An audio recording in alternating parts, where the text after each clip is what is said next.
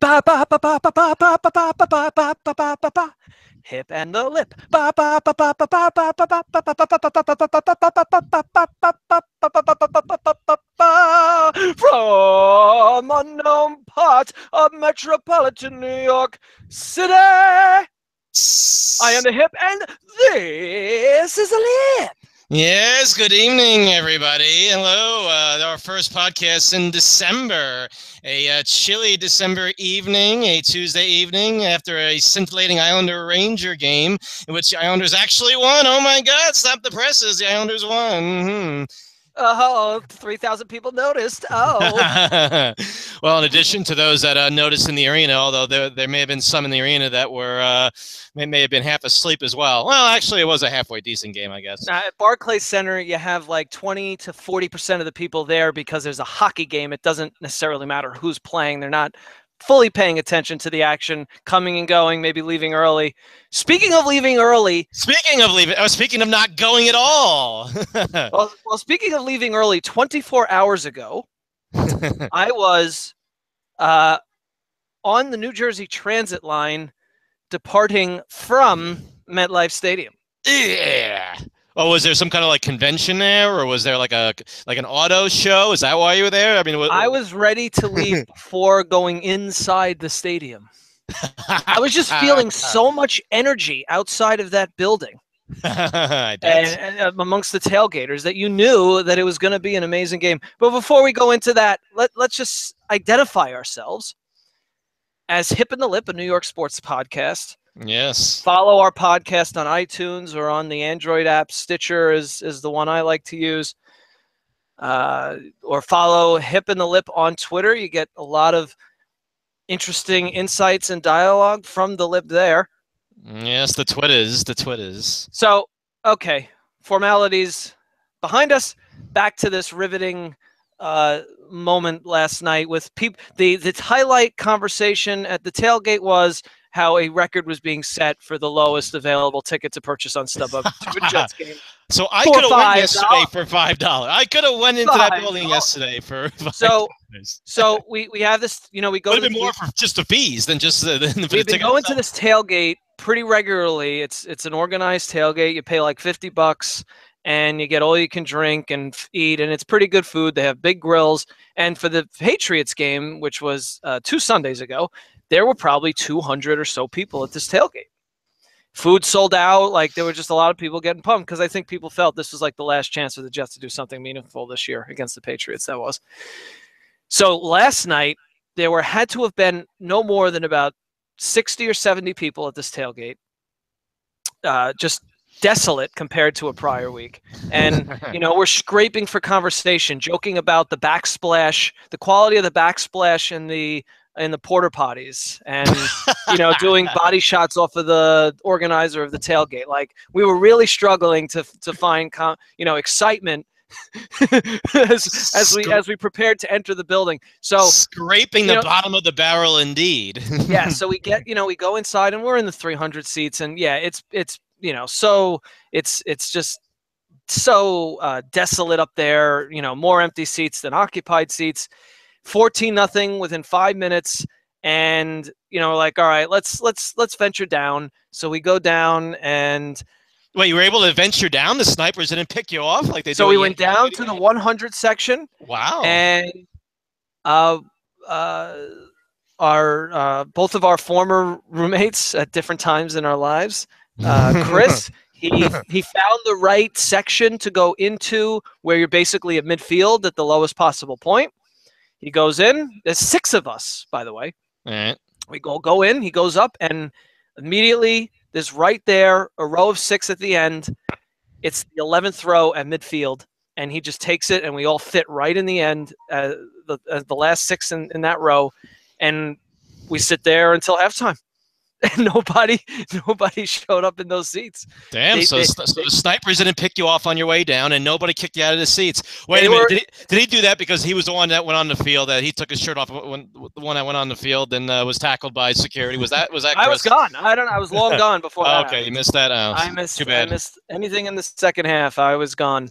You missed the second half? Oh, what was the point of going? You missed an amazing second half. I missed the Bryce Petty show. The show that all the not all the Jets fans, but so many Jets fans have been waiting for and dying for, and now it's here. And now how excited do they feel that Ryan Fitzpatrick has been benched and it's the Bryce Petty show for the remainder of the season? Aren't they so excited now? Aren't they so enthralled and satisfied that finally they get their man Bryce Petty to start the remainder of games of the season? I'm sure that they were absolutely ecstatic when he ran onto the field. 3 divisional games, by the way. So, oh, that's right. Yeah, another with the Pats. Oh my God, that game in Foxborough. Ooh. I mean, but this is what they've wanted. So you know what? Give the fans what they want, and I think they're barely going to watch. They asked for it. And this, they'll watch the game against the 49ers because the 49ers are a crappy team. So maybe he'll fare well. He probably won't. And there's nowhere else to turn. This is it. Fitzpatrick's done. We saw this coming, whether it was going to be this, mid-game against the Colts next week. I don't know. It was inevitable. Well, they got what they wanted. And I'll just say, we could talk about the quarterback situation. We have ad nauseum to this point. This is really on the defense and the coaching staff with respect to the defense for the Jets. Had so much talent on that side of the ball, and they've just been a no-show all season, essentially, barely keeping the team in games when they've needed to. And that, look, you can get by with a mediocre quarterback behind center if you have a good defense. And the Jets, that was their formula. And I don't know how where you point if you start with the head coach, and I think people want Bowles fired, not per se because of the defense, but I think people are more frustrated with the quarterback situation. But that's not really the coach's fault. I think that he hasn't handled it well, I don't think. I mean, Bowles could have handled it a little better, yeah, but I mean, it's not like he's just managed that roster so badly. It's so much more than the quarterback. It's everything right now. But the defense in particular, it's just the whole year essentially, from the start. It's been, it has been far underachieved. And well, that was that was the positive, is that they were underachieving. Yesterday, they decided to take the game off. They put their feet up and said, we don't want to, tackle somebody, cover somebody. Optional. I don't know. Defense optional today. So there you go. What was the mood in the stadium? What was the mood in the stadium yesterday? Were people angry? Were they just completely apathetic? They were indifferent, like, whatever. We know this team's atrocious. I don't even feel like booing or getting angry. I'm just going to sit here. Not much anger. Wow. Not much anger. More apathy. I mean, I think that's even worse. At least when I was the biggest proponent of the apathy. I'm sure the indifferent, the complete indifference to the absolute embarrassment that was taking place on the field. Probably laughing. Probably was hysterical to watch that. Oh, look at that guy wide open by 20 yards. Oh, look at that guy running without a jet defender inside. Oh, look at. Let's transition off that to a player that the Giants faced that seemed to be wide open at will, Darius Green. So let's get right into this. Hold on, all right, you need your piece about the Jets. Say no. What should happen? See, here's what I thought was going to happen with the Jets, at least for this show, is that the Jets, going into this week, is that the Jets would, whether they won or lost, like if they lose, a close game, whatever, if they win a close game or what, didn't matter. I mean, you thought like we would casually mention them. Okay, what's going to happen with the quarterback now? Okay, Petty's playing. Okay, fine. Now we'll find out about certain players, the quarterback, and we'll look towards the draft next season, whatever. But I mean, yesterday, for them not to show up at all for them to get embarrassed the way they did. And now you have to question whether, and because we probably wouldn't have talked about Todd Bowles. It would have been about, the quarterback or whatever. And again, maybe we would have talked about him for a couple minutes. But now we have to actually talk about Todd Bowles and whether or not he should be back next year. Now it's a legitimate debate and conversation. And just the fact that he is overseeing a team right now that looks like they are completely disinterested, that looks like they are completely disengaged, that looks like they have basically quit on the season. And whether or not you want to say to quit on him, whether or not you have veteran players that just don't give a damn, that are fed up, or just that they see the way the season has unfolded, they're just ready to mail it in and go play golf. I honestly don't know what it is. It's absolutely astounding to see that effort that was put forth yesterday, if you want to even label it an effort, since effort was completely non-existent yesterday. And you had guys that quit right from the beginning. They didn't even bother trying to put up any kind of resistance against the Colts. I mean, what should happen now with everybody? The GM, the coach, do you try and get rid of half the team at this point? I mean, you could probably make an argument that half the team should be jettisoned. And not just a couple tweaks here or there, quarterback, bringing a new corner here, a new offensive lineman there. I mean, it's almost like you have to blow up the whole roster, everything. And this was a team that was blown up only a couple of years ago with front office and coaching. And now you're going to go through the whole process again 2 years later? I think they have to let the season play out, and then we'll be able to. I think it's played out. I think I don't even care if they win their last 4 games. I think it's played out. I disagree. If they beat the Patriots and the Bills and the Dolphins, I'm not saying they can. I know, but you're saying even if they win, you got look. Well, I'm not saying it's always easy to blame the coach and to fire the coach. It's simple, right? Fire the coach. That's the easiest thing to do. And I'm not necessarily saying that Bowles should go, but look, you wonder what's going through his head. Does he ever get angry? Does he ever show any kind of emotion? And then with the quarterback, Fitzpatrick, I wasn't going to start him next week anyway. They could have won 45-0. You sound like a dope when you talk like that. Oh, well, I let him know just a few minutes ago that he wasn't going to start next week. What is that? What do you mean? Like, what? Do you have any kind of control of your locker room? Of your players? I mean, it's almost like he has no idea how to manage a roster, which I understand is one of the last things that a coach is able to pick up, an NFL coach. I get it. He's only in his second year.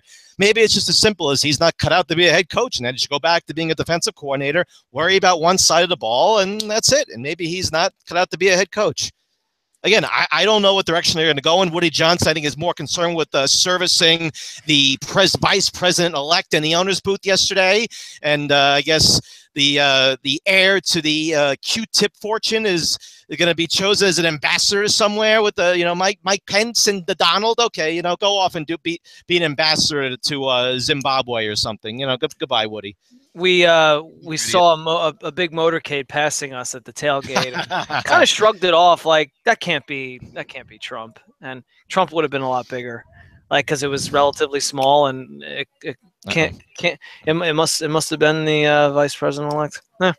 No, he was very busy servicing. He was embarrassed in front of. Why were they cutting? Were they showing shots of them together in the booth in a suite? I mean, I didn't really watch too much of this game. I mean, it was so unwatchable. I mean, like 14-0 after you blink, it was 14-0. It was like, what are we doing here? But yeah, but they showed it like, oh, look at my vice president-elect Mike Pence is here. Yeah. The highlight of the game for me, I think, was observing the dedicated jacket holder for Andrew Luck, and following there's a gentleman on the sideline whose job it was to solely hold Andrew Luck's jacket. Yeah, so you hear it every time he put it back on his body. Here, Andrew, here you actually go. Taking it off was more entertaining because Luck was like already jogging onto the field, and the guy had to like gracefully like remove it off of Andrew, just hold on a second, damn it. Let me get this off of you. I think Frank Gore had a dedicated jacket holder as well. That's interesting. That's why we aspire to be athletes, so we can have somebody hold our jacket for us on the sidelines. Or aspire to be the actual jacket holder. Or even better. Not ball boy. You want to be the ball boy, son? No, I want to be the jacket holder. Hey, you got to work your way up the organization somehow. Or maybe you want to be the guy that inflates or deflates Tom Brady's balls. Maybe. Which balls? It's, all right. Balls next. Balls. Okay. So back to Ladarius Green. All right, as yes, the Giants. Was I think or a player wide open in the middle of the field was a common theme. So there's something in common between the Jets and Giants for this week in the NFL, where for wide open receivers in the middle of the field. And Ladarius Green has been a guy on the Chargers who kind of playing in the Antonio Gates' shadow, just looking for a new opportunity to seize a starting tight end position, and battling injuries all this year. And the Giants had struggled against tight ends all year. And so this seemed to be a perfect storm that we failed to acknowledge leading up to this game. If Ladarius Green was healthy, look out. And boy, he had a couple of misplays too. And despite those, ended up with a killer stat line that really was, the fault for this defense. A defense that had been improving, and in large part why the Giants had won 6 games in a row, not because of their offense, as we've noted countless times. And they sprung some leaks. Look, it was in Pittsburgh. You expect to spring some leaks against Roethlisberger at home, against Antonio Brown and Le'Veon Bell. You can't guard everyone there. It's not possible. And that they did in fact spring the leaks. They did create a couple of turnovers. Was it just one? I don't remember. I know there was the fumble, but they picked them off too. Eli Apple had a nice interception. Yeah, that's right. So there were two turnovers, and this one was just a manifestation of inconsistent offense, failing to bring the team back into the game. I mean, and it's a similar offense that we've seen in previous weeks. They had a couple weeks where they ran the ball okay, weren't doing it in Pittsburgh, and so there's your, the hips transitional soliloquy to hand it off to the lip to tell us about his frustrations with the New York Giants. I mean, right now the question is, are the Giants contenders or are they pretenders? Are they frauds? That's the question. Are they a team that right now, I mean, they're not at all assured of getting into the playoffs.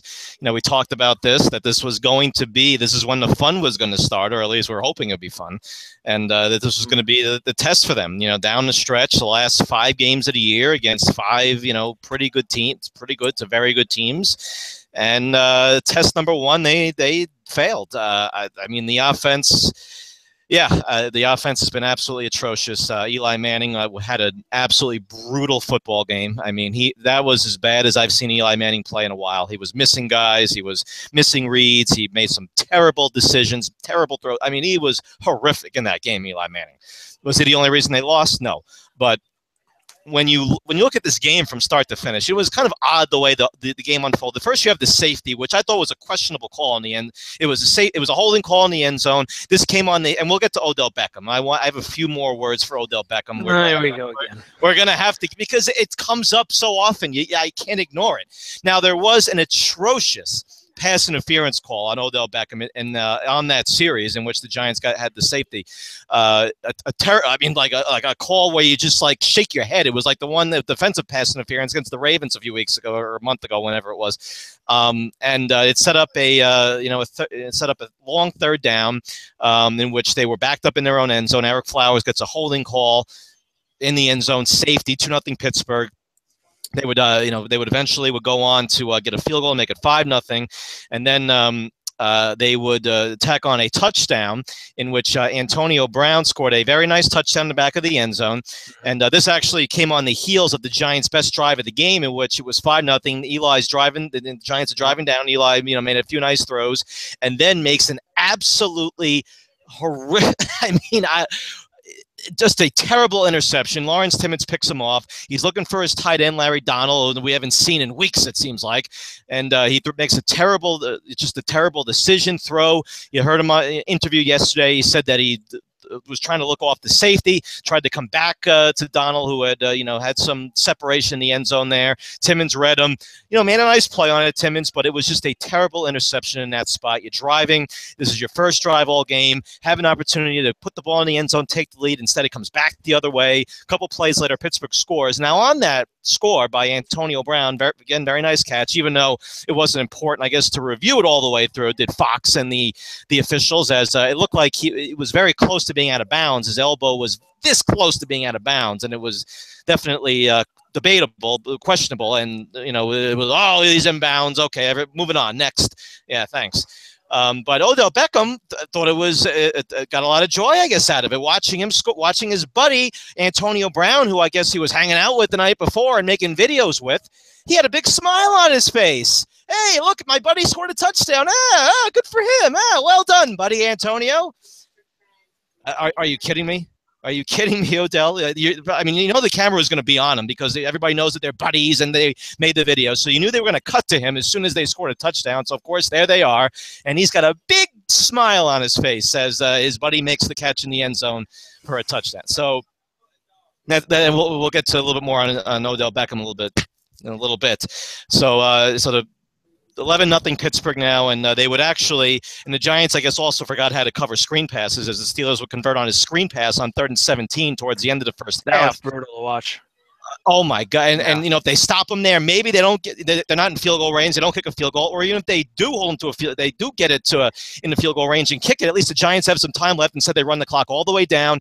Field goal right before the half, 14-0. I mean, the screen pass killed them all day too. You talked about Ladarius Green, who we still have to get to, but the screen pass, it was like they completely forgot how to defend it, or they were completely unprepared for it. But the Giants would. After forcing a second half, they force a fumble. They score a touchdown quickly, make it 14-7. And then where I can criticize the Giants the most is on the ensuing drive at 14-7. They allow Pittsburgh to go right down the field. Bink, bink, bink. Ladarius Green, wide open, touchdown, 21-7. And that was essentially the ball game. Landon Collins, who's been, an all-pro safety, most of the season, the whole season, has had a tremendous season, completely got faked out of his pants on a pump fake by Ben Roethlisberger, so Green was able to get behind him. Giants had no answer for Green all day, and that was really at 21-7. The Giants would tack on a touchdown at the end of the game for cosmetic purposes or fantasy purposes. I had Sterling Shepard, too little too late for me, but it was really a bad game by the offense. The defense battled. They tried to keep them in the game. They played okay. JPP got hurt, which we're going to find out about him. And the Giants failed their first test. And the question now is their offense beyond repair? That's the question. Because they are right now a pedestrian and predictable offense. They have explosive game-breaking receivers. We know this. At least they have one who is self-proclaimed game-breaking explosive receiver. And we know he is, and that, of course, would be Odell. And then you have Victor Cruz, who doesn't get a single target in the game, and you hear him afterwards absolutely, beside himself with the fact that he was completely left out of the game plan. And I actually think that he was pissed off because they were force-feeding. I think it was his indirect way of criticizing their game plan of forcing the ball to Odell Beckham in the second half, since it was touched on so many times in the first half about how we only one catch for Odell Beckham, only a couple targets. Oh, what's going on here? Second half, makes 9 catches and however many targets, 9 catches, and basically we have to get Odell Beckham the ball, and probably had the least impactful 10-catch game that I've ever seen. So, and this is a guy that we know that can take the ball 80 yards when he catches a slant pass. He had 100 yards on those 10 catches, so not exactly impactful 10-catch game for Odell Beckham. And then, all the other nonsense with Beckham, arguing with the officials after every time the ball was thrown to him, he would be arguing with the official, oh, where's the flag, where's the flag? And look, there were a couple instances where he was interfered with. There could have been a flag, maybe should have been a flag, but you can't be in the official's ear after every single play.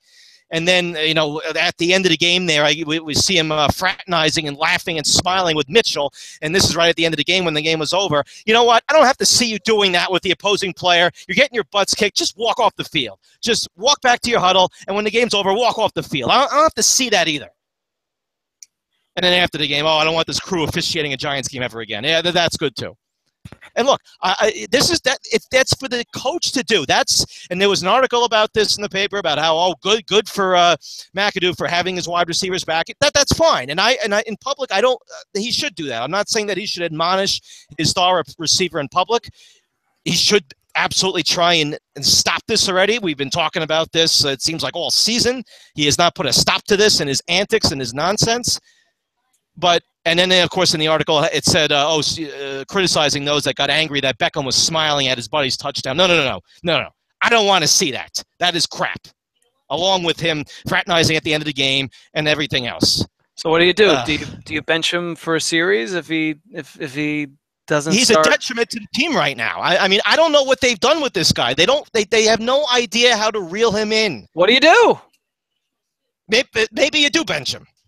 Like they did to Cam Newton, for not complying with the team's travel policy. Tie, right? Do you bench Beckham for a series? Is that going to send a message? And what else can you do? Well, did he help the team on Sunday? If anything, he hurt the team on Sunday. Question with a question. I mean, I'm just trying to think. Like, we could go on and on about all of his crap, and that's fine. But what do you do if you're the coaching staff? First off, you can't formulate a game plan where you're force feeding him the ball. You have other guys that can make plays. You allow that's on the field. What about the off the field stuff? Or you think I guess they go hand in hand? Is your part of what you're? Well, I think they do partially go hand in hand. I mean, this should be as simple as you sit him down and say, "Look, you have to stop this." It should be as simple as that. Yeah, but I don't know what they've done. We don't know. It's not like they've come out and said, we sat him down and we reprimanded him and we said, if you do this again, there's going to be repercussions. Meaning what are those repercussions? They'll be fined, bench, fined, suspended. There are things that you can do. The Giants aren't going to suspend Odell Beckham for doing what he's doing. They won't suspend him. They're not going to suspend him. I'm not suggesting that they should. Right. At least not. I know, but I don't think. I think they're empty threats at this point. You got 4 games to go. You got to win them. You need Beckham, and he's got to be out there. If Giants fans would be even more incensed. Think of the alternative. If Odell Beckham is not on the field and he's healthy at this stage of the season. So the reality is, good luck keeping this guy in check. I don't think okay, fine. Putting the antics aside, you're hurting your offense when you're force feeding him the ball. You don't think Pittsburgh saw that coming in the second half? He had nowhere to. He caught a ball. He was immediately tackled. They had him. They were all over. Bottled up. You don't think they saw that coming? They don't think they looked at the stats of the first half and said, you know what? They're going to try and force feed they're losing by 2 touchdowns. He only had a couple targets in the first half. They are going to try and force feed him. Incumbent on Eli to more effectively spread the ball around early in the game and find the open receiver instead of forcing it. Yes. You hear about the progressions with the quarterback. He goes through his progressions. If Beckham is open, you throw him the ball. Yes, he should be getting more targets than the other receivers because he is the best player. I mean, Eli Manning has 2 Super Bowl rings. We shouldn't. It's not like this is this is news to him. He knows this stuff, so it's interesting that. Well, then why is he force feeding the ball to Beckham? I don't know. It's like they have to placate him. Like, he's going to be upset if he only has this many targets. We have to make sure we get him his targets. That's not the object of the game is to win it. And on offense, the object is to get other people involved. That way, the defense is off balance. You're trying to stretch the defense, whether it's with Beckham or if you have other guys open. If they're giving you underneath stuff, or if they're giving you stuff on the outside to Cruz or to Shepard, you take what the defense is giving you. Pittsburgh, did they force feed the ball to Antonio Brown? No. But Darius Green was wide open all day, so they threw the ball to him. Yeah. Brown didn't have a huge day. He had a touchdown, but it's not like he had his 11 or 12 catch game like we've seen him have in the past. But Bell was killing them in the flat all game. The screen passes were killing them. So I heard somebody make a point that you can make an argument this year. Matthew Stafford is a better quarterback because he doesn't have Calvin Johnson to throw to, and he goes through his progressions. I don't know. Look, it's not a bad thing to have. It's just an argument. No, it's receiver, not. But maybe there's this mental issue that because we know Calvin Johnson. At least it didn't seem like he threw temper tantrums if he didn't get this many targets, or if his stats didn't read this. His stat line wasn't. But but having a receiver of that caliber, the quarterback's more you're going to look for him more often than feeding him the not, of ball. course. Matt Ryan does it with Julio Jones. Question is it a detriment? Right now for the Giants, their offense has been terrible. Since week 7, this was a stat that since week 7, they are the third to last ranked total offense in the NFL, only behind the winless Cleveland Browns and the Jared Goff Case Keenum led LA Rams. They are the third worst offense in the league since week 7. That's pretty brutal. They have been awful. And this is with a 2-time Super Bowl MVP quarterback. This is with a all-world wide receiver. This is with a former Pro Bowl wide receiver. This was with a rookie wide receiver that's gotten had plenty of fanfare. Was supposed to burst onto the scene this year and be a great compliment to Odell Beckham. Where's Sterling Shepard gone? Where's Victor Cruz gone? They don't have a tight end. Their running game is non-existent right now. Their offensive line play is shoddy at best. I mean, why do we have to see Rashad Jennings run into the line and fall down as they're running? No, that's our running game, is that he'll run into the line and fall down he'll fall forward and get 2 yards instead of getting no gain. How about Perkins? Start him. See what the guy can do. Right now, he can't be worse than Rashad Jennings. Rashad Jennings gives you nothing. He is not. Remember Roto World, the lumbering, plodding, cumbersome running back? Well, there you go. There's your guy, Rashad Jennings. He's average. He's maybe not along the lines of like Leroy Horde back in the day, for those that remember the plodding Leroy Horde, but it's still something similar. Well, Sunday night. Now they get the Cowboys. Sunday night, MetLife Stadium. They get to host the undefeated against everybody but the Giants. Yeah, undefeated against everybody else. Let's see if the Giants. But the division's gone. We know that. But they are going to have to win a couple of games here, and they have 2 more home games next week at Dallas, and then a week after Detroit. We know Detroit's been playing very well. You just mentioned Stafford, who is having a career year. I was wrong about him. As talented as he is, you just saw a guy that made mistakes, and and their offensive line play has been a lot better, and that's the one thing. I think another thing that's helped them also is because their offensive line, as bad as it was last year, it's been that much better this year. And then they have 2 road games to end the year, divisional games at Washington, at Philly. I know Philly's been terrible, stinks the last few weeks, but not going to be an easy game. Washington, we know. So, I mean, the Giants now they have pressure on them now, and it is go time. You know what? At least it's one of 2 teams in New York is worth watching down the final stretch. I think the Giants will be in the hunt through the end of the season here.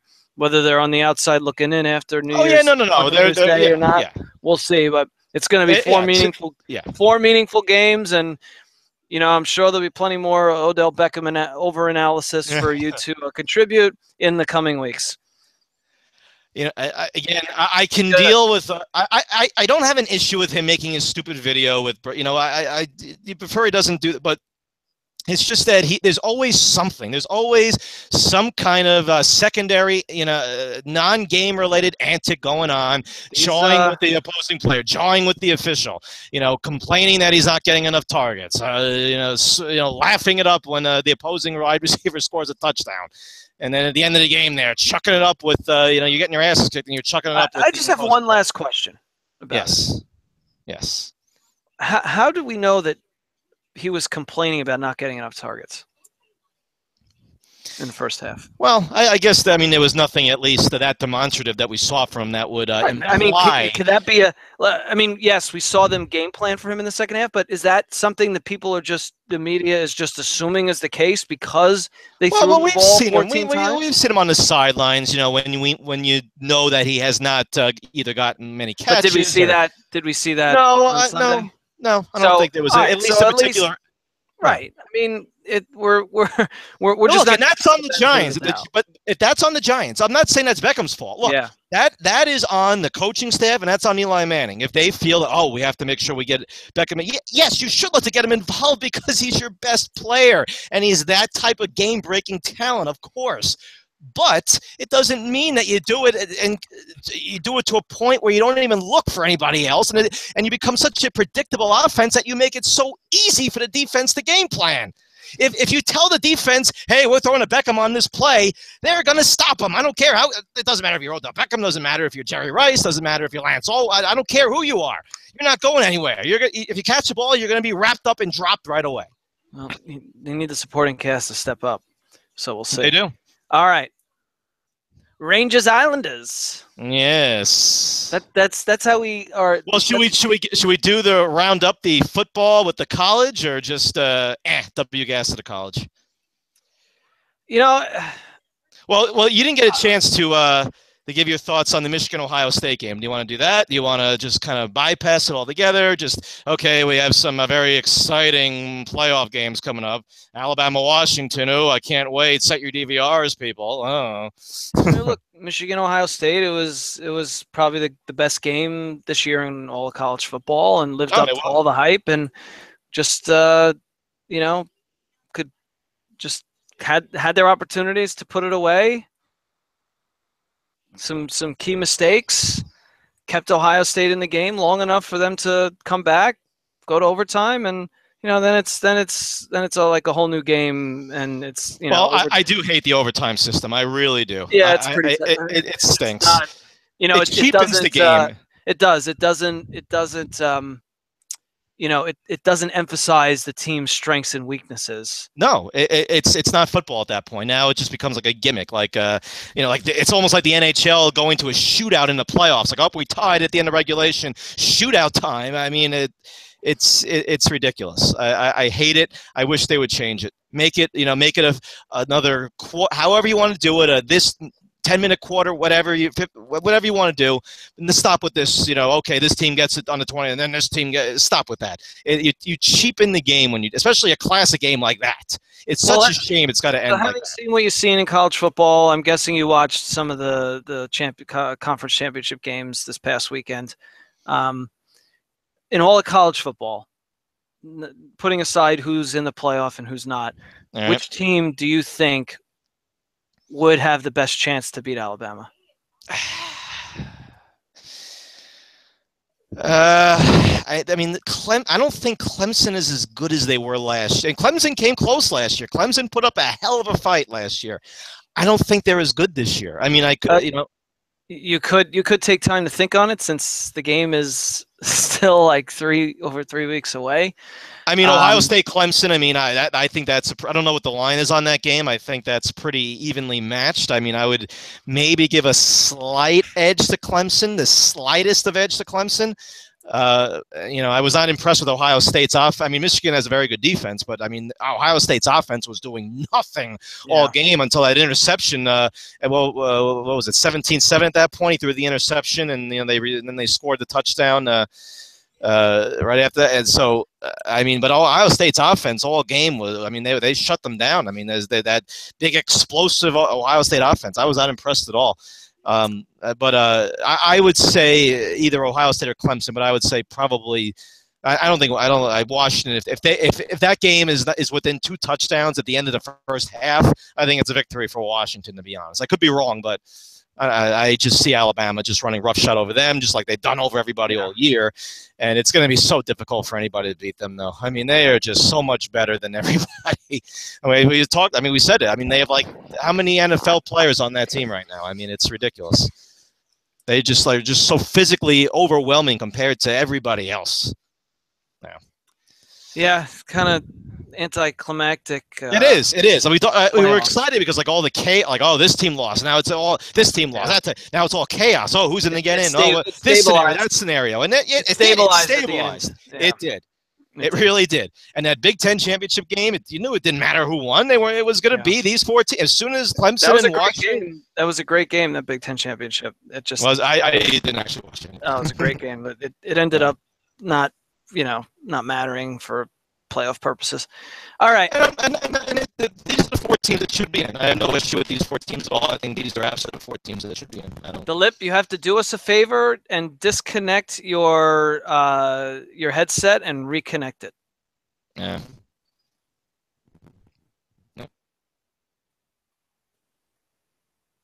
and you get some awkward silence.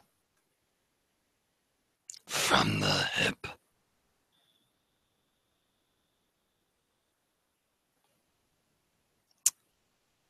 Ba, ba, ba, ba, ba, ba, ba, ba, ba. We're trying to sort out the lips. Headset.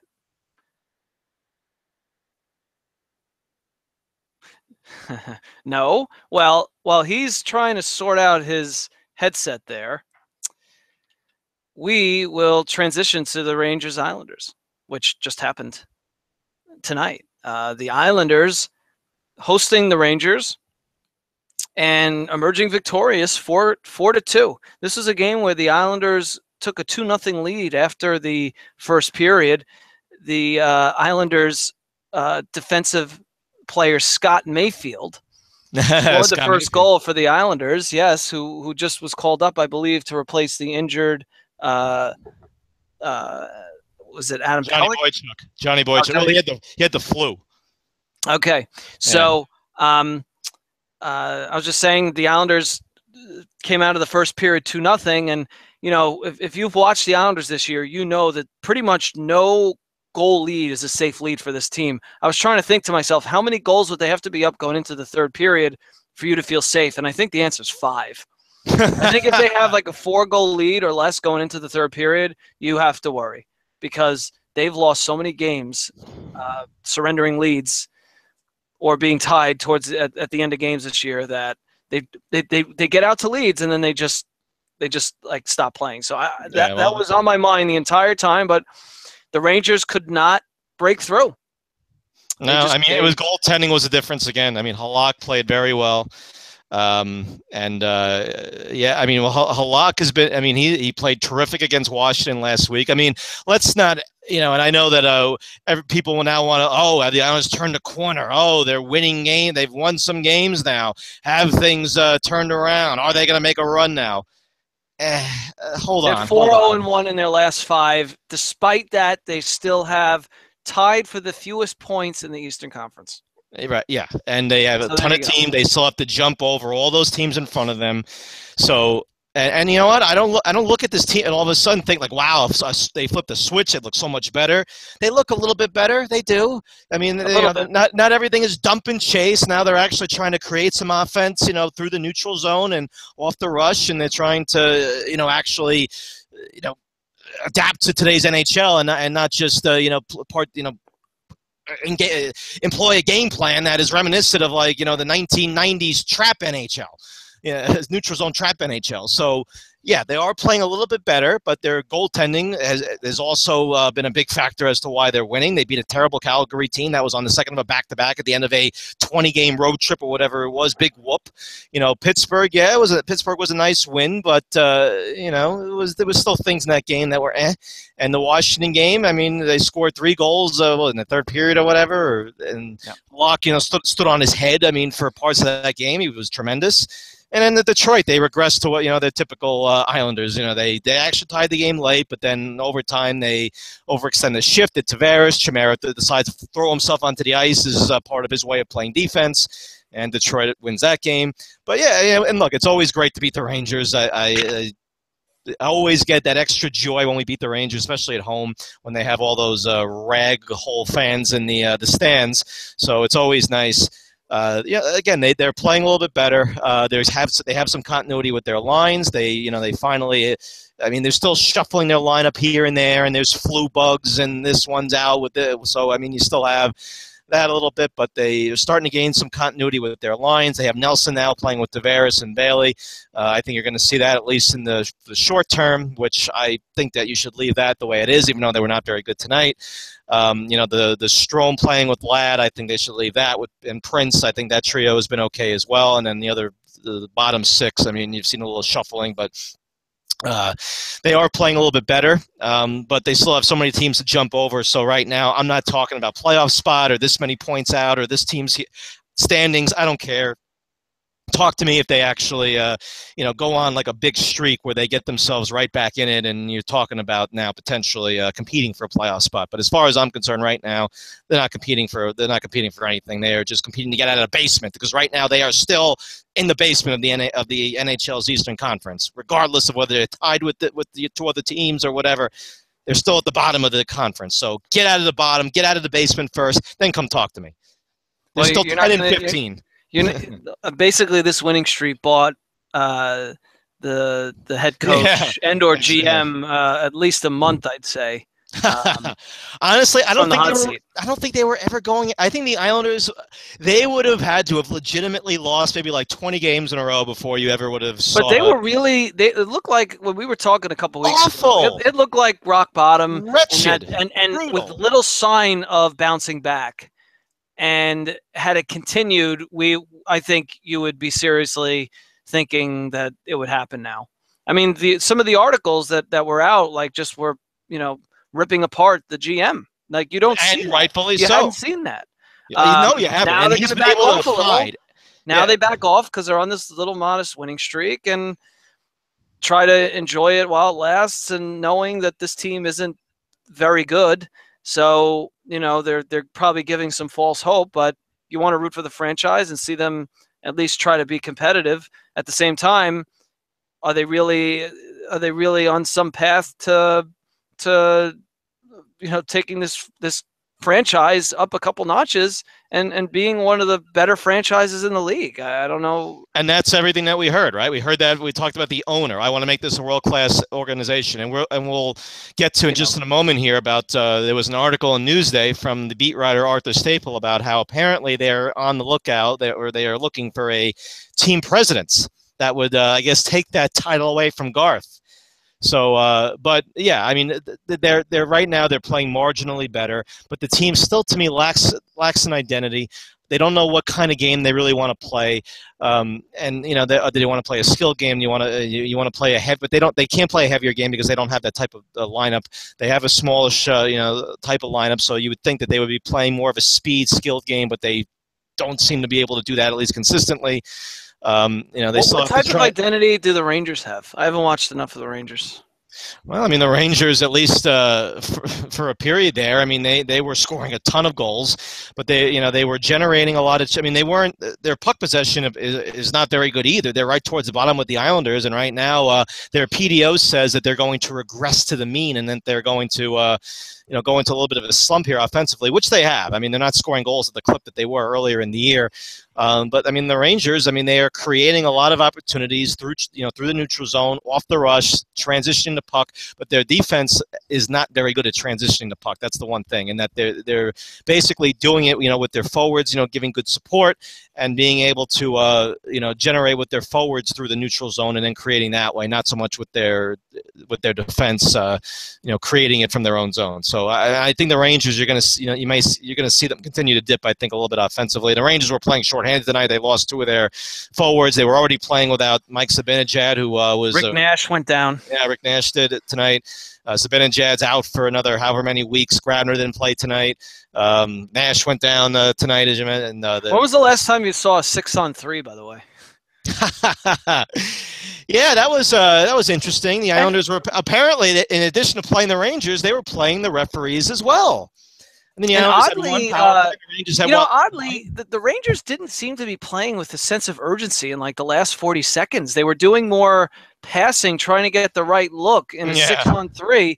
I mean, you have 30 seconds. You don't really have much time to get the perfect look. You got to put it on the net. I mean, they really did not have a great chance in that sequence. They had a 6-on-3. No, they didn't try. That's the thing. They were like, no, you're right. They were just passing it. Yeah, and I really didn't understand what. Look, I'm like, look, dude, you have 20 seconds. You're down 2 goals. Why are you passing it? You can't even pass at this point. You got to, especially. I mean, you have all that room. I mean, you can just walk right in and get shots at the net. I mean, stop. Yeah. I mean, 6-on-3. I mean, it's something that you don't see very often. Exactly. I mean, I remember the Islanders had a 6-on-3 in the 90s. It was. Don't ask me. I remember this. It was a game against the Flyers, and they. I forget what the outcome was. I know they tied it. I don't know if they won the regulation or if it was in overtime, but I know that they tied it with the 6-on-3 power play. Again, it was against the Flyers, I remember, at the end of the regulation. I'm sure all the listeners are nodding as they remember this precise game from the 1994-95 season. I'm making it up. Game number 62. It was towards the end of the season that I remember. What year it was, I can't recall. Was Ron Hextall the goalie? I don't think it was 93-94. I don't think it. Well, you know what? What was it? It was around that time, I think. So, or it was either him or Tommy Soderstrom. So I don't remember. One or the other. One or the other. Or maybe it was Eric Fischode. Maybe it was a little bit later. It was Eric Fischode in goal for the Islanders. All right. Well, all right. Next, but next yeah, well, so yeah, so the Islanders again marginally better, but I do want to get into that article about them looking for a team president, and so here's my question now to Scott Ledecky: does this mean that you basically have said, Garth Snow, I am not at all attached to. I am bringing in a guy who is going to enact changes and do what he feels is best for this organization? Is he going to, I mean, does he still plan on keeping Garth and he's going to force a GM on a team president, which if you're bringing in somebody from the outside, especially a big name, which was the exact phrase that was used, they're looking for a big name. You're not bringing in somebody that's going to have a GM forced on them. They're going to want to bring in another guy, their own guy, a guy that they know that they feel comfortable working with. You want to say that he's going to tell them, well, assess what we have, assess Garth, and decide if you can work with him. Maybe, but I can't see another guy coming in and saying, yeah, Garth's fine. He has amazing resume, amazing track record. This team's had so much success.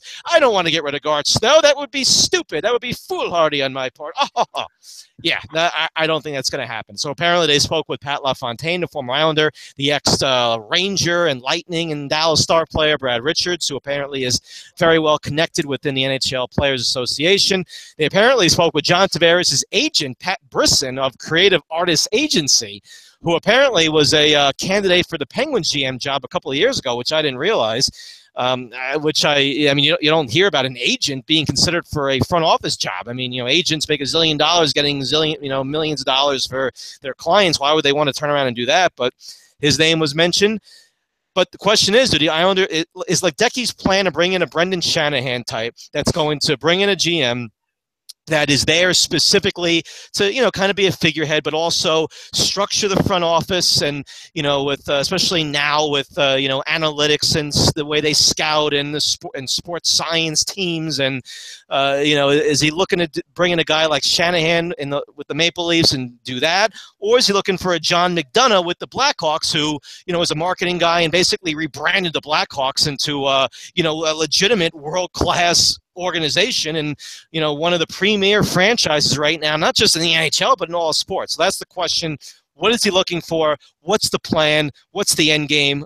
It's anybody's guess, but I guess we'll see how that search unfolds and if any announcement is made before the end of the season, and like the Knicks did with Phil Jackson a couple of years ago.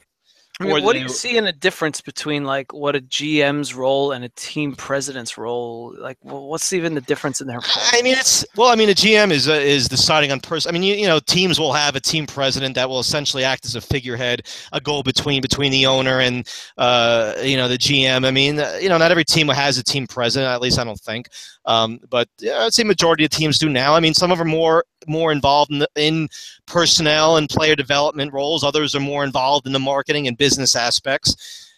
But that's the question. I mean, what direction? What are the Islanders looking to bring? If they're looking to bring in Brad Richards, it's not because of his business acumen. I can tell you that much. It's because he is an NH. He's been in the league for forever. He's made a zillion connections. He can bring in the right people that can take this team in the right direction and hopefully keep Tavares and bring in a GM that's going to actually bring in someone to play with Tavares and revamp the roster and kind of get rid of the dead weight on the team and just finally turn this roster into potentially a Stanley Cup capable roster. I mean that's my hope. Sorry. Because I'm not worried about marketing or rebranding. I mean, you want to bring in somebody else to do that. Having that SUV on the ice is all the marketing they need. Well, I think the team mascot, we all love that SUV. So I don't want to get rid of that team mascot. I love that SUV. I actually I want to get that one of those stuffed SUVs and have it maybe to give to baby Jax. You just want to think I think you would love having a stuffed SUV. You just want to think about deflating Tom Brady's balls in that SUV. Hey, why either be an official jacket holder or be the guy that deflates Tom Brady's balls? Either way, All right. I think it's any No, kid's dream to hold one of those jobs. we've had some. I'm ready to move off of this topic and just mention a little bit of baseball here because we have the winter meetings going on. We will, but I want to bring up one hipster moment of zenith. For me, my hipster moment is zenith for tonight's game against the Rangers, the Islander Ranger game. The hipster moment of zenith. Moment of zenith. So back in and Islander fans remember this. Back in the day, they used to play. Well, back in the day, it used to be 1940, which was the best chant ever. That was the one that really rankled the Ranger fans. Oh, it was fantastic. But after that went, the Islander organists used to play the chicken dance, and Islander fans came up with when after do do do do do do do do do, and then when you clap your hands, instead of clapping your hands, you yell, "Rangers suck." And then you go do it again, do. It's the Rangers suck, right? Oh, right, the Rangers suck, right? Instead of because it's 4 syllables, yeah. Right, well, not exactly. 4 syllables, but 4 notes. 4 notes. Right. So the Rangers suck. So after Charles Wang came in as Islanders owner, shortly after, not right away, but shortly after, he decided that he was not going to have the organists play the chicken dance anymore. And they didn't just reserve it for Ranger games. They did it for every home game. And it didn't matter if they were playing the Rangers or not, everybody would still, the Rangers suck. So Charles Wang, I guess, he didn't think it was that. It was nice. That's not nice. Oh, I don't like that. Don't play the chicken dance anymore. I don't like the fans doing that. Oh, that's not nice. So they stopped doing it. And it was, at first, people, is that they stopped playing chicken. And after a while, it became apparent that they were intentionally not playing anymore. And it was then confirmed that the owner didn't like it. It hurt his feelings, and they had to stop playing it. I guess he also was buddies with Dolan, so he didn't maybe want to upset his buddy, Dolan at Cablevision there, or whatever, Optimum, whatever, and the owner of the Rangers, of course. So he got rid of it, but now he is no longer a majority owner, so he has no more say. So guess what's back? The chicken dance. It was brought back tonight. Sing it. The Rangers suck. Yay! It's back, ladies and gentlemen. Wang is gone, and the chicken dance is back. Do people shake their torsos or like? Oh, I did. Chicken wings with their arms. Oh, of course. Oh, yeah. Yeah. And then the shaking, and then the Rangers suck. I mean, come on. We lost 1940. We need something. I mean, if the Rangers suck, clap your hands thing. I mean, the chicken dance is so much better. I love it. So it's back. It's back. Wang is gone, and this is back.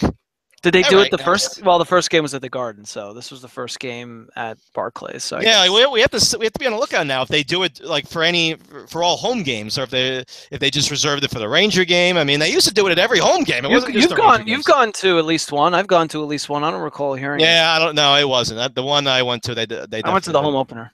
Yeah, so maybe it's just for the Rangers. I don't know. Yeah, right. Unless maybe the organist didn't realize, and then Wong's came storming in. Hey, I told you to do that. That's not nice. That's not nice. Don't do that. All right. So, next. Baseball winter meetings. Look, I don't know. I don't really want to go into this too much because it's December and there's still a lot of moving parts, and it's tempting to break down these individual deals, but you have to sometimes look at them in the grand scheme of things and what the team is doing. But let's just note them. The Mets did re-sign Yoenis, so we'll get to keep saying Yoenis for a while, which I guess is the most exciting part of that signing for now. Stay. On the Yankees side, my understanding is they're still trying to get back Chapman. They're heavily pursuing him. We'll see if that happens. I guess they made him an offer already. I don't know what the deal is, but yeah. So now the Islanders and the Yankees and the Mets will corner the market on their violent domestic abusive closers. Yep. Yeah. And the big splash from today is that Chris Sale of the formerly of the Chicago White Sox was traded. My God. To the other Sox team. Why? Yeah. Now they have pink Sox. The White Sox and the Red Sox. Now you have the pink Sox. When you throw them in the laundry. So Chris Sale now spearheading a rotation with David Price. And why did they trade Sale? I don't understand why they had to get rid of Sale. Do you understand that? It's lost on me. He was signed to a reasonable contract. He's still young. Yeah.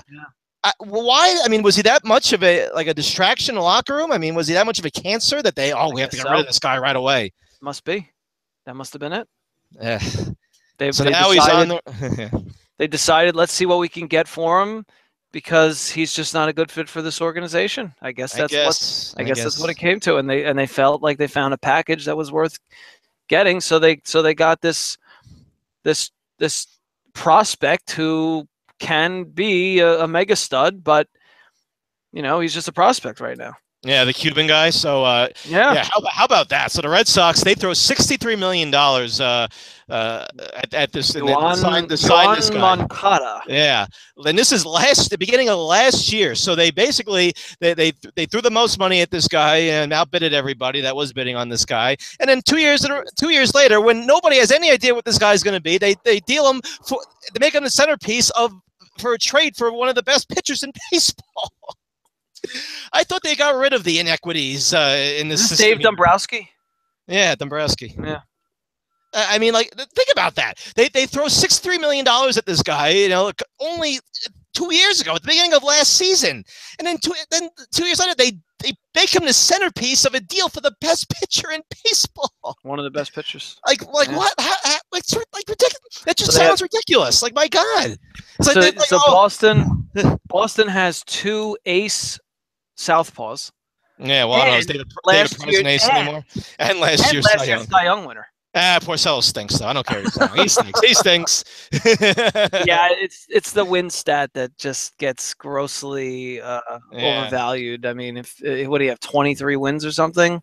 Yeah, something like that. I mean, I guess he pitched pretty well. He had a pretty decent... He had to pitch pretty well to be the Cy Young winner, but if you take wins out of it and just compare him against other guys, my guess is he wouldn't have gotten it. But I mean, it's just amazing that Rick Porcello was the AL. I never would have guessed that. I never would have.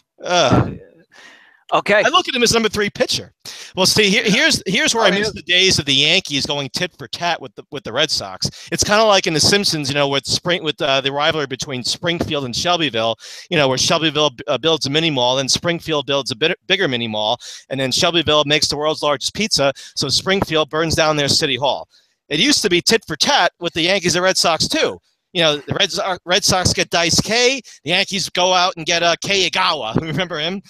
I'm sure Brian Cashman and Dave Dombrowski are dying to try to mimic the Simpson. They make the world's largest pizza. So we burn down their city. The rivalry between Springfield and Shelbyville. We burned down their city hall. But the Yankees aren't going to do that. Cashman said, "I'm not going to go out now and make a trade and trade half my farm system for somebody." Unless it's Mike Trout. If it's Mike Trout, go do it. But they're not going to do it, though. Yeah. The Yankees are committed, and I give them credit. I mean, they are committed to their plan. The Yankees aren't going to tear this down like the Cubs or Astros did. They expect to be competing for World Series probably within 2 years, but they are going to, let this play out, and they're not just going to overreact to the Red Sox going out and getting Sale. So I guess good for them showing restraint, because we know Steinbrenner back in the day would have went, trade everybody for this guy. Trade Jay Bruner for Ken Phelps. Trade Willie McGee and and Mike Lowell and everybody and whoever else. I don't know. Yeah. All right. And trade Eric Milton for Chuck Knobloch. Eric Milton. Eric Milton. Yeah, he was awful. I remember this. Pitching to a 5 ERA with Minnesota. Well, I remember from fantasy. I remember how terrible Eric Milton was. Eric Milton. Remember him? Yeah, I do. He was awful. Yeah, dude. He pitched like a 5 ERA for Minnesota. I remember he was in the Knobloch deal. And he was a big prospect for the Yankees. All right. Well, shout out to Eric Milton. Hope he's listening. All right, next. Okay, so a role reversal for exciting. A role reversal for the hipster beer of the week. Oh, yeah. So yes. I mean, I'm handling the hipster beer of the week. The hipster beer of the week goes to the lip, and you have to tell us why and what the beer is. Well, here's why. So the lip, in his infinite wisdom, decided to take a little journey to Other Half Brewery in Brooklyn. Now, I believe that there was a beer that was the hipster beer of the week. Correct me if I'm wrong, Mr. Hip. The Like Whoa. Was that not a hipster beer of the week? It was. So This was a collaboration that was released at Other Half a few weeks ago. So the Lip got there. This was a couple weeks ago at around 11 o'clock. There was no line. They had plenty of beer left. Went right up, got my beer, and good to go. So this past Saturday, there was another release, another collaboration between this brewery, Other Half in Hipsterville, or New Hipsterville, Red Hook, I guess is more H down in Williamsburg, and this brewery in LA. But the collab. Okay, you're acknowledging the distinction of the brewery collaborations. Okay. Right. Yeah. So brewery in LA called Monk, right? LA, Monkish. So they have a release of a beer for the collaboration between these two breweries this past Saturday. So the Lip had to go get his car that was being serviced, so he had to go pick it up. And I said, you know what? I'm in the car. It's 11 o'clock or what? Maybe like quarter to 11. I'll take a trip out there, and hopefully it's the same thing as a couple weeks ago. I'll go right up, get the beer, and we're good to go. So I get there, and I see there's a line. So it's like a warehouse, this brewery, and the line is going down the street. So I say, all right, there's a line, but hopefully it ends like right at the end of the street there. So I get to the very end of the street, and the next street, I see the line continues. And I say, oh, my God, are you kidding me right now? Really? I then go to what I thought was the end of that line at the end of the street, but no, it then curved around to the next street, the line. So I finally walk. I felt like I walked like a half a mile to the end of the line, right from the entrance of the brewery. I felt like it was a half mile to the end of the line. And I get on the line and I say, all right, hopefully it's moving. They already opened. Hopefully it's moving, and I'll be out of here like within like a half hour or something. They open at 10 o'clock. Well, actually, I think they opened a little bit earlier. Apparently, the cops were seeing this line of people waiting for beer and were like, "Oh, you got to open now" or something. I don't know. I guess they opened a little bit early. I heard that the cops gave out tickets to people for public, not intoxication, but drinking in public, whatever it's called. They were giving out tickets to people. Oh, really? Oh, I didn't see that. Yeah. I mean, I didn't see if people were. I mean, I saw the cops driving by. I mean, you saw a cop. It seemed like every 10 minutes, a cop car was driving by. So I guess they. I don't know if it's public intoxication. Yeah. Whatever. They were giving out tickets. Well, open container, I guess. Open container. Yeah, there you go. Yeah. So I guess they had to make sure. It was very important to make sure that nobody had an open container on that line. Oh my God! It caused a lot of trouble. That's part of the fun. The why people. I haven't personally done it, but that's people like to. They meet people on the line and they bring it was and that's exactly what happened. I mean, I was yakking it up with this other bearded hipster that was behind me, and he was from Jersey. He was telling me his story about how he's married with kids and he can't come until the wife comes back from her spin class and yada yada. So it was, and there's a camaraderie. I mean, because we all know that we're ridiculous, that we're all crazy, crazy hipster idiots that are actually waiting on this line just for. And people drove by, were like, "What's this line for?" And a couple of times, I actually took the lead in explaining why we were there, and like, "Is this free beer? Like, is this the most amazing beer ever?" I'm like, "Well, we hope hopefully." It is. So, I basically commit to being on that line, and the guy would come out periodically from Other Half the brewery and go, all right, it looks like, this quadrant here, you guys are definitely going to get. And then he would come to my spot and go, you guys here, I can't guarantee you're going to get the collaboration. We have other beers too. You're about, it's probably better than 50-50 at this point. And then he would come back again. And now it's less than 50-50 and, imposing the hipster doctrine, making sure that our expectations are smart. No expectations, and then we're counting all the people that are coming out with full cases. No, that guy has a full case. That guy only has half a case. That guy only has a 4-pack. Oh no, there's another full case though.